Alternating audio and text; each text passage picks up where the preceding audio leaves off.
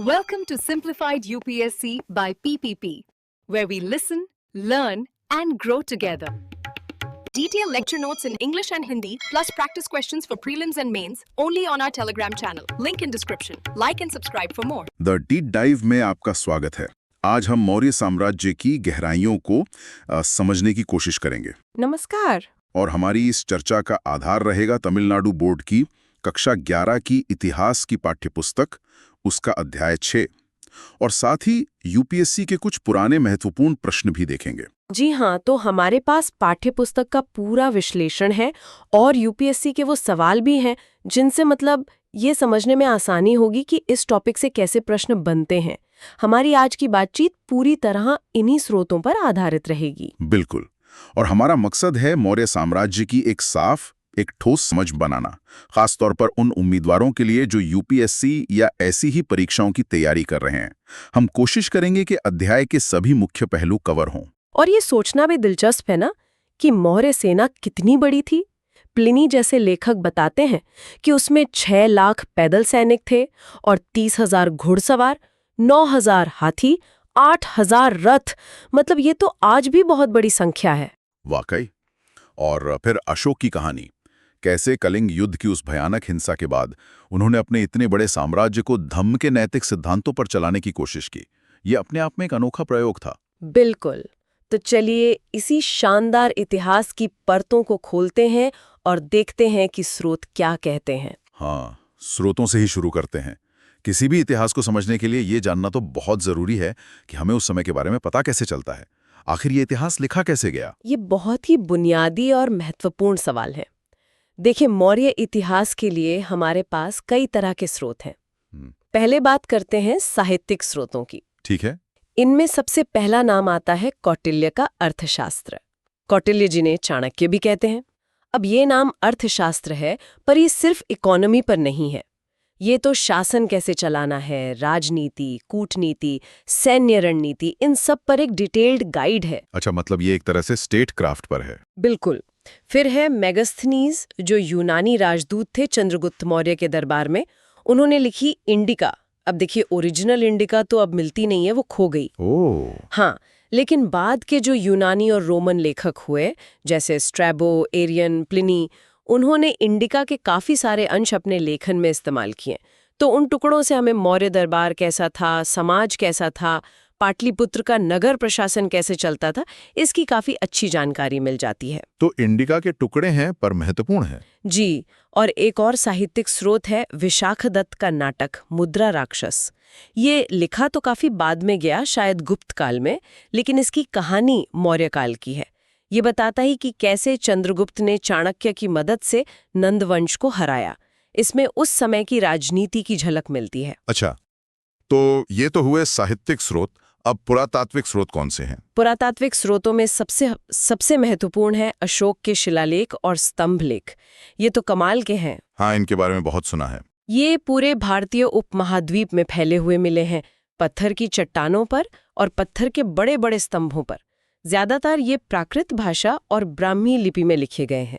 हालांकि उत्तर पश्चिम में, आज के पाकिस्तान, अफगानिस्तान वाले इलाके में खरोश्ती और अरामी लिपि का भी इस्तेमाल हुआ है। और इन शिलालेखों में है क्या?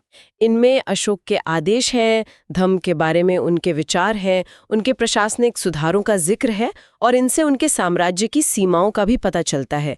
ये एक तरह से अशोक की सीधी आवाज़ है हम तक। और इनको पढ़ा किसने सबसे पहले? ये भी एक सवाल बनता है। हाँ, ये बहुत महत्वपूर्ण है। इन लिपियों को, खासकर ब्राह्मी को, पढ़ने का श्रेय जाता है जेम्स प्रिंसेप को।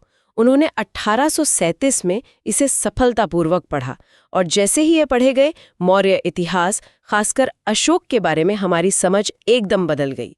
एक पूरी नई दुनिया खुल गई। तो ये साहित्यिक स्रोत और ये पुरातात्विक स्रोत दोनों मिलकर हमें उस समय की एक ज्यादा मुकम्मल, एक बैलेंस तस्वीर देते हैं। बिल्कुल सही।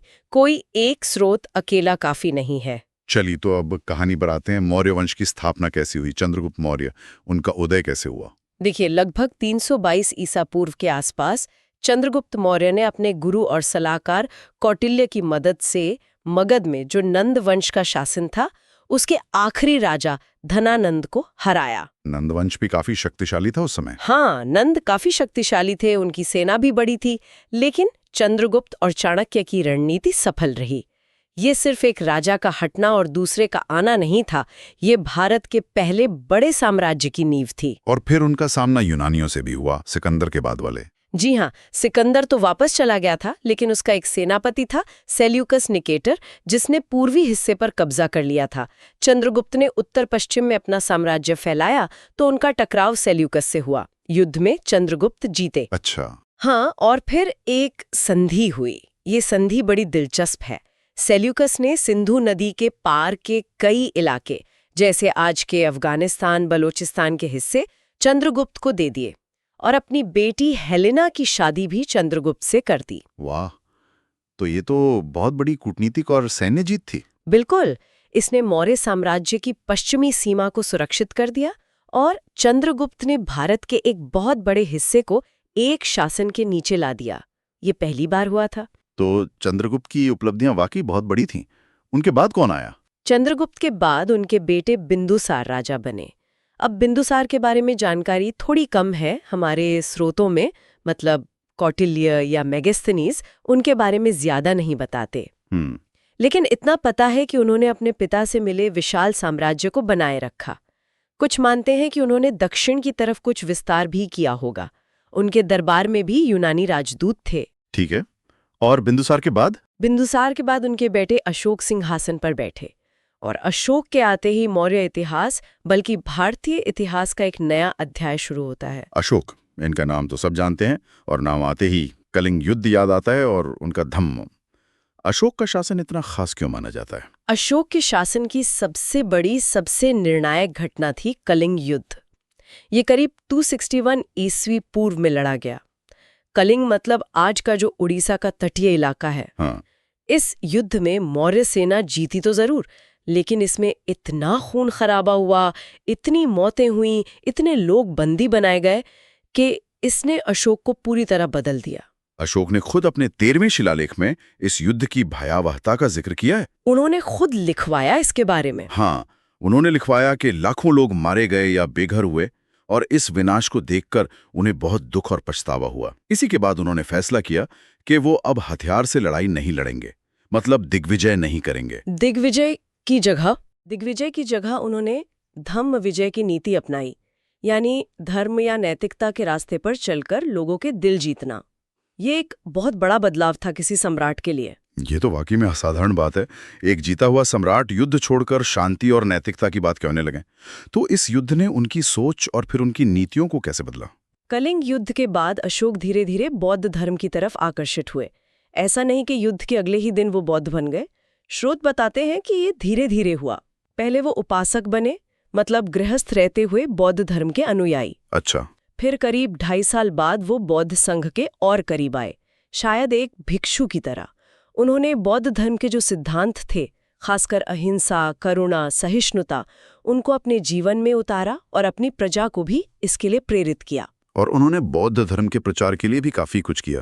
वो तीसरी बौद्ध संगीति। जी हाँ, बौद्ध धर्म के सिद्धांतों को स्पष्ट करने और संघ में एकता बनाए रखने के लिए उन्होंने पाटलिपुत्र में लगभग 240 ईसा पूर्व में तीसरी बौद्ध संगीति यानी काउंसिल बुलवाई। इसकी अध्यक्षता मोगलीपुत्र तिस्ने की थी। ठीक है, तो अशोक का धम्म जो था, क्या वो बिल्कुल बौद्ध धर्म ही था या उसमें कुछ अलग था? ये सवाल अक्सर मन में आता है। ये बहुत अच्छा सवाल है और जरूरी भी है।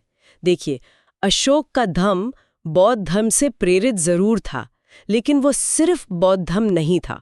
वो असल में नैतिक और सामाजिक व्यवहार के कुछ नियम थे। जैसे बड़ों का आदर करना, माता पिता की सेवा करना, ब्राह्मणों और श्रमणों मतलब सभी धर्मों के सन्यासियों को दान देना, उनके प्रति उदारता दिखाना, अपने दासों और नौकरों के साथ अच्छा बर्ताव करना, और सबसे जरूरी अहिंसा यानी किसी भी जीव को तकलीफ न देना, और सभी धर्मों के प्रति सहिष्णुता रखना मतलब दूसरे के धर्म का आदर करना। तो ये एक तरह की यूनिवर्सल मॉरल कोड थी। हाँ बिल्कुल, ये ऐसी बातें थीं जो किसी भी धर्म के मानने वाले के लिए अच्छी थीं। अशोक का साम्राज्य बहुत बड़ा था, उसमें अलग अलग धर्म, अलग अलग संस्कृतियों के लोग रहते थे, तो धम्म एक तरीका था उन सबको एक नैतिक धागे में पिरोने का। और इसको फैलाने के लिए उन्होंने क्या किया? सिर्फ शिलालेख लिखवाएं? शिलालेख तो थे ही, ताकि आम लोग पढ़ सके, वो भी प्राकृत भाषा में जो उस समय आम बोलचाल की भाषा थी, और ब्राह्मी लिपि में। लेकिन इसके अलावा उन्होंने धम्म महामात्र नाम के खास अधिकारी नियुक्त किए। धम्म महामात्र? ये कौन थे? आप इन्हें एक तरह से नैतिकता या धर्म के मामलों के मंत्री समझ सकती हैं। इनका काम था साम्राज्य में घूम घूम कर धर्म का प्रचार करना, लोगों को समझाना, ये देखना कि लोग नैतिक नियमों का पालन कर रहे हैं या नहीं, और कल्याणकारी काम करना। ये तो बड़ा संगठित प्रयास लगता है। बहुत संगठित। और सिर्फ देश में ही नहीं, अशोक ने विदेशों में भी अपने दूत भेजे धम्म का संदेश लेकर। सीरिया, मिस्र, ग्रीस, श्रीलंका, इन सब जगहों पर। सबसे मशहूर उदाहरण है उनके बेटे महेंद्र और बेटी संघमित्रा का श्रीलंका जाना।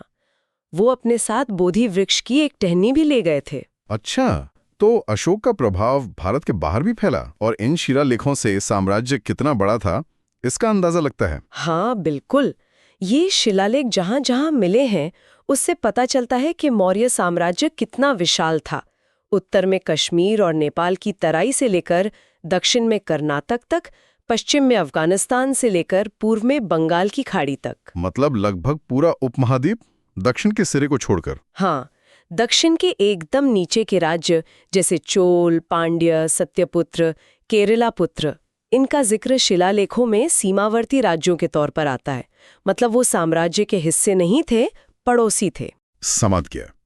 इतना बड़ा साम्राज्य, इतनी विविधता, इसे चलाना आसान नहीं रहा होगा। मौर्य प्रशासन कैसा था? मतलब सिस्टम क्या था? चलिए जरा इसे खोलकर देखते हैं। मौर्य प्रशासन की सबसे बड़ी खासियत थी कि वो काफी हद तक केंद्रीकृत था, मतलब सेंट्रलाइज्ड। राजा यानी सम्राट ही प्रशासन का केंद्र था। सारी ताकत उसी के हाथ में थी। कानून बनाना, लागू करना, न्याय करना, सेना का नेतृत्व करना। राजा ही सब कुछ था? हाँ, सिद्धांत रूप में।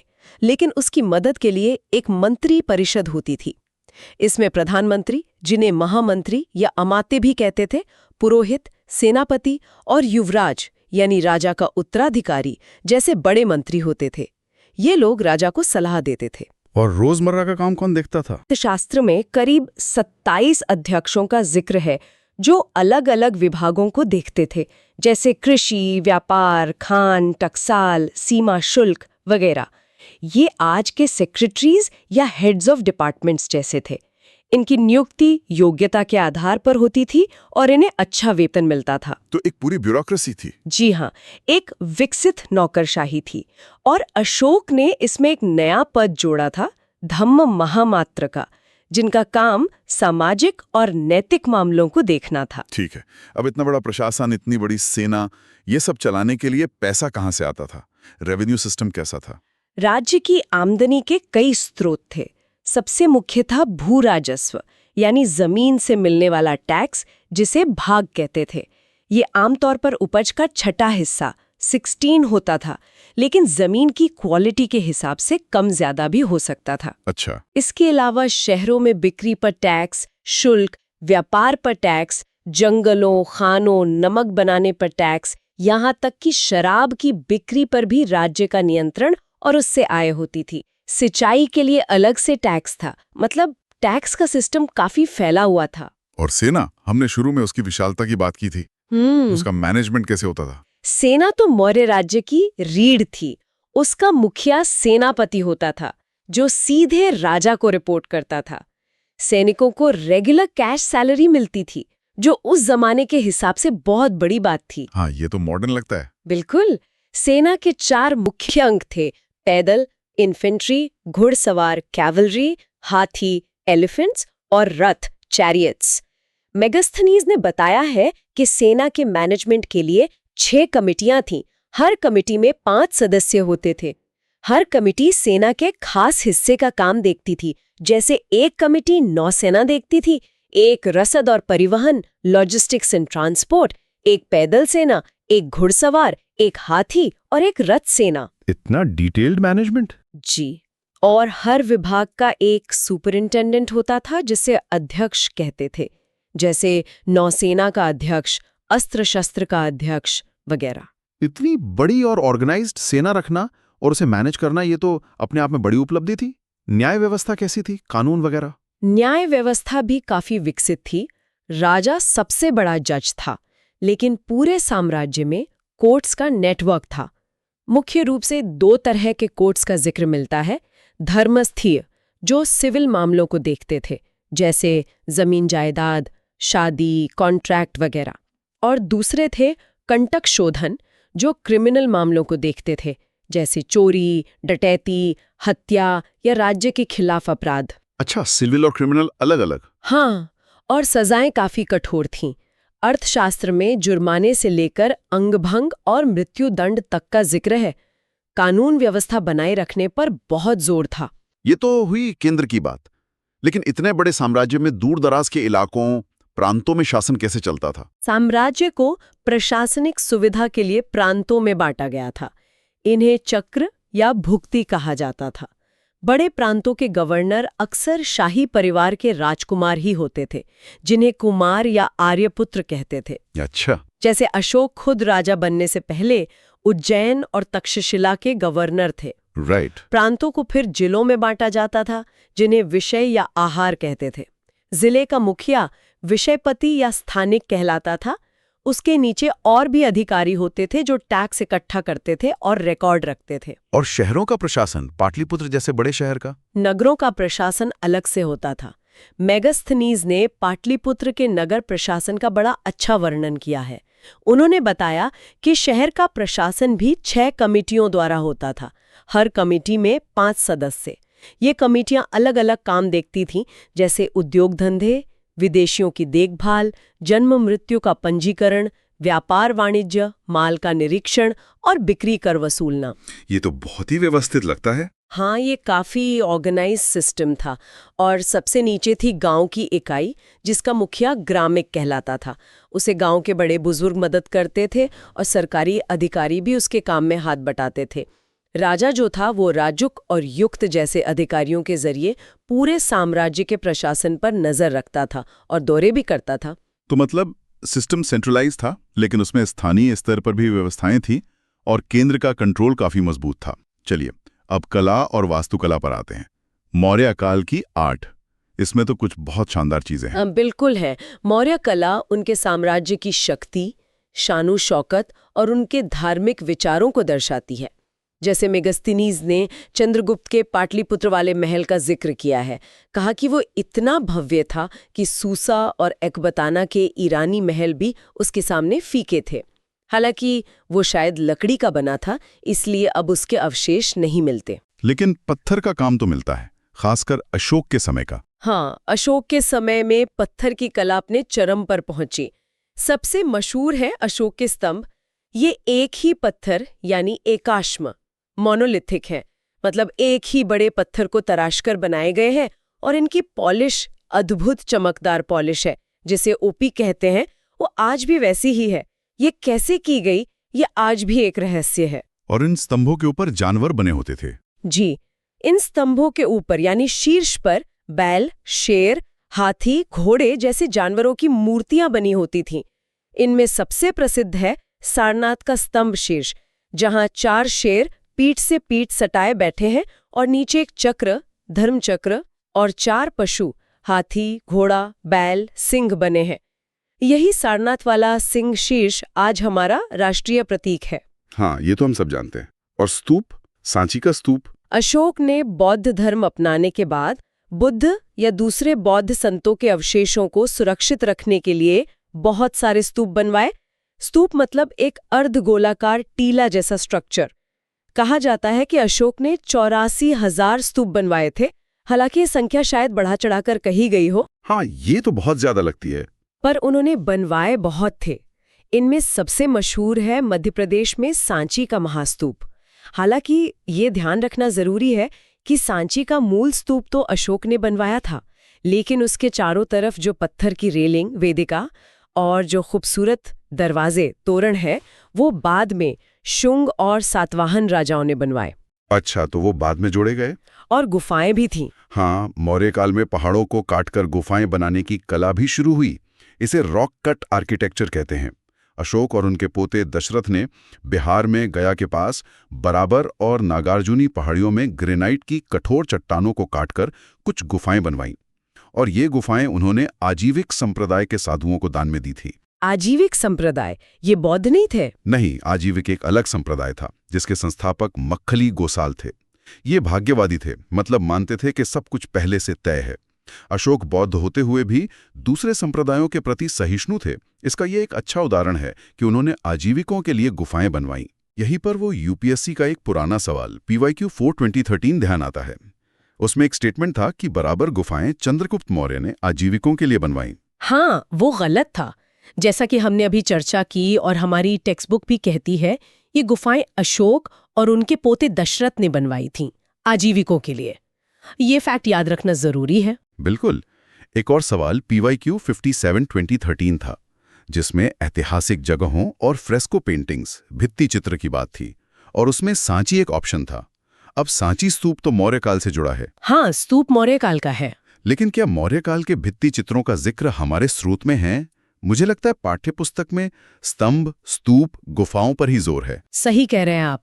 मौर्य काल के महलों या गुफाओं में चित्रकारी रही होगी, लेकिन उसका कोई स्पष्ट पुरातात्विक प्रमाण या जिक्र हमारे स्रोत में नहीं है। और उस सवाल के बाकी ऑप्शन अजंता और लिपाक्षी, वो तो बहुत बाद के हैं, गुप्त और विजयनगर काल के। ठीक है।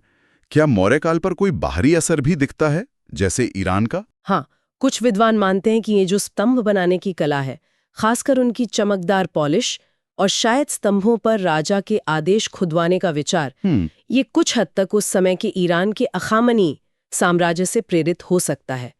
लेकिन मौर्य स्तंभों की अपनी अलग पहचान है, उनका अपना स्टाइल और सिंबोलिज्म है, वो नकल नहीं है। समझ गया।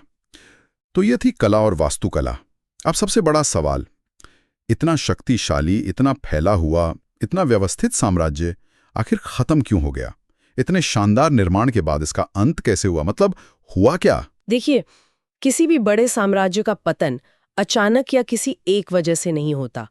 मौर्य साम्राज्य के पतन के पीछे भी कई कारण मिलकर काम कर रहे थे। हमारी पाठ्यपुस्तक के हिसाब से देखें तो? हाँ, क्या कारण दिए गए हैं? सबसे पहला और शायद सबसे मुख्य कारण था अशोक के बाद के राजाओं का कमजोर होना। अशोक के उत्तराधिकारी उतने योग्य और ताकतवर नहीं थे कि इतने बड़े साम्राज्य को संभाल पाते। अच्छा। दूसरा, साम्राज्य खुद ही इतना विशाल था। आप सोचिए, अफगानिस्तान से लेकर कर्नाटक तक, गुजरात से लेकर बंगाल तक, इतने बड़े इलाके पर पाटलिपुत्र से सीधा कंट्रोल रखना हमेशा मुश्किल रहा होगा। जैसे जैसे केंद्रीय सत्ता कमजोर हुई, दूर के प्रांतों ने आजादी घोषित करनी शुरू कर दी होगी। हाँ, ये तो लॉजिकल लगता है। तीसरा, शायद प्रशासन में धीरे धीरे कुछ ढीलापन आ गया हो या अधिकारी भ्रष्ट और निरंकुश हो गए हों, जिससे लोगों में असंतोष बढ़ा हो। चौथा, कुछ इतिहासकार मानते हैं कि अशोक ने बौद्ध धर्म और अहिंसा पर इतना जोर दिया कि सेना की शक्ति और उसका मनोबल शायद कुछ कम हो गया हो। हालांकि इस पर मतभेद है। और अर्थ कारण? हाँ, ये भी एक महत्वपूर्ण कारण हो सकता है। इतनी बड़ी सेना, इतनी बड़ी नौकरशाही, अशोक के धम्म प्रचार के काम, इन सब पर बहुत भारी खर्च होता था।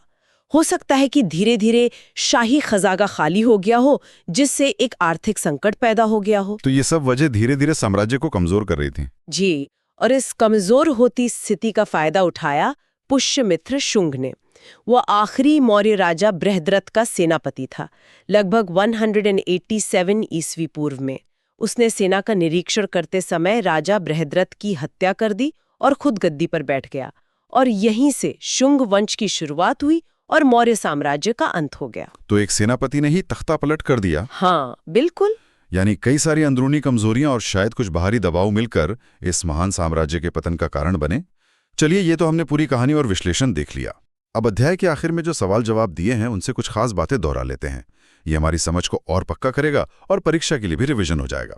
सारे सवाल एक एक करके नहीं लेंगे, पर जो मुख्य बातें उनसे निकलती हैं उन पर बात करते हैं। हाँ, ये अच्छा रहेगा, फटाफट रिवीजन हो जाएगा। तो एक फैक्ट जो बार बार आता है और बहुत महत्वपूर्ण है, अशोक के शिलालेखों को सबसे पहले किसने पढ़ा? जेम्स प्रिंसिप, 1837 में।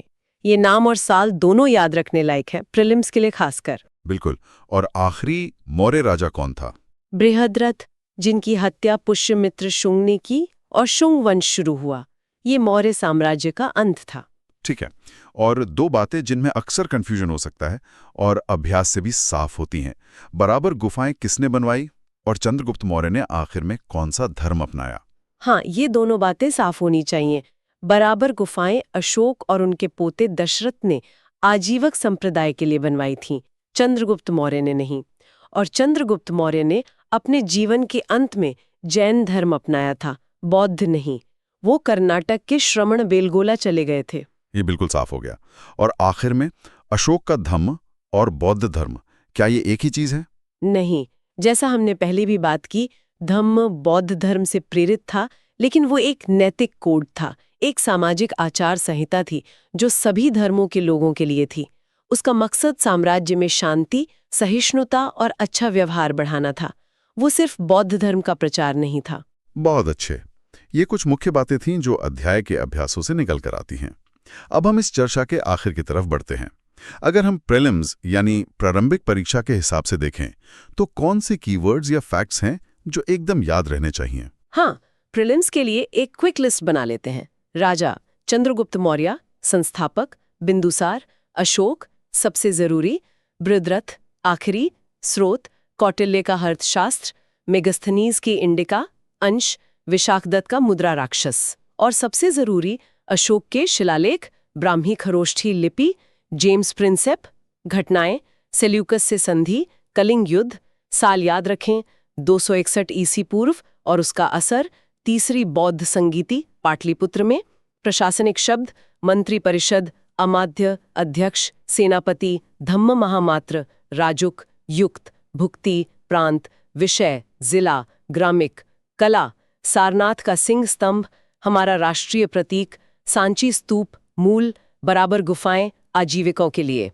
पतन, कमजोर उत्तराधिकारी, बृहद्रथ की हत्या, पुष्यमित्र शुंग, शुंग वंश का संस्थापक, लगभग 187 ईसी पूर्व। बेहतरीन। ये प्रीलिम्स के लिए एकदम पॉइंट टू पॉइंट लिस्ट हो गई। और अगर मेंस यानी मुख्य परीक्षा के नजरिए से सोचें तो मौर्य साम्राज्य पढ़ने से हमें क्या बड़ी बातें समझ आती हैं, क्या इनसाइट्स मिलती हैं? देखिए, मेंस के लिए मौर्य साम्राज्य का अध्ययन हमें कई बड़े मुद्दों को समझने में मदद करता है। राज्य निर्माण, स्टेट फॉर्मेशन, ये भारत में पहला इतना बड़ा सेंट्रलाइज्ड एम्पायर था, ये कैसे बना, ये समझना जरूरी है। शासन कला, आर्ट ऑफ गवर्नेंस, कौटिल्य का अर्थशास्त्र और मौर्य प्रशासन हमें सिखाता है कि एक प्रभावी सरकार कैसे काम करती है। Bureaucracy, revenue, law and order, धर्म और राजनीति का रिश्ता। अशोक का धम्म का प्रयोग दिखाता है कि कैसे एक शासक नैतिकता और धर्म का इस्तेमाल साम्राज्य को जोड़ने और अपनी पॉलिसी को लेजिटिमेसी देने के लिए कर सकता है, और इसकी सीमाएं क्या हैं। साम्राज्य का उठना और गिरना, rise and fall of empires, मौर्यों का उदय और पतन हमें साम्राज्यों के जीवन चक्र को समझने में मदद करता है। क्यों बनते हैं, कैसे चलते हैं और क्यों बिखर जाते हैं। स्थायी विरासत, मौर्य काल की प्रशासनिक सोच जैसे एक मजबूत नौकरशाही या लोक कल्याण का विचार, और उनकी कला और वास्तुकला, इन सब का भारतीय सभ्यता पर बहुत गहरा असर पड़ा है। बहुत सी चीजें आज भी किसी न किसी रूप में जिंदा हैं। बहुत खूब। तो संक्षेप में कहें, आज हमने देखा थी कैसे चंद्रगुप्त मौर्य ने भारत के पहले महान साम्राज्य की नींव रखी, कैसे अशोक ने कलिंग युद्ध के बाद युद्ध छोड़कर धम्म का रास्ता अपनाया और उसे फैलाने का एक अनोखा प्रयास किया। हमने देखा कि कितना जटिल और व्यवस्थित उनका प्रशासन था, उनकी कला कितनी शानदार थी, और आखिर में किन वजहों से इस साम्राज्य का पतन हुआ। बिल्कुल।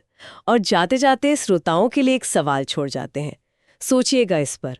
अशोक की वो नीति, धम्म विजय की, जो इतने ऊंचे नैतिक आदर्शों पर आधारित थी, क्या वो वाकई उस जमाने में इतने बड़े और अलग-अलग तरह के लोगों वाले साम्राज्य को लंबे समय तक एक साथ रखने का एक प्रैक्टिकल तरीका थी, या फिर वो एक महान राजा का एक आदर्शवादी सपना ही था जो जमीनी हकीकत से टकराकर टूट गया?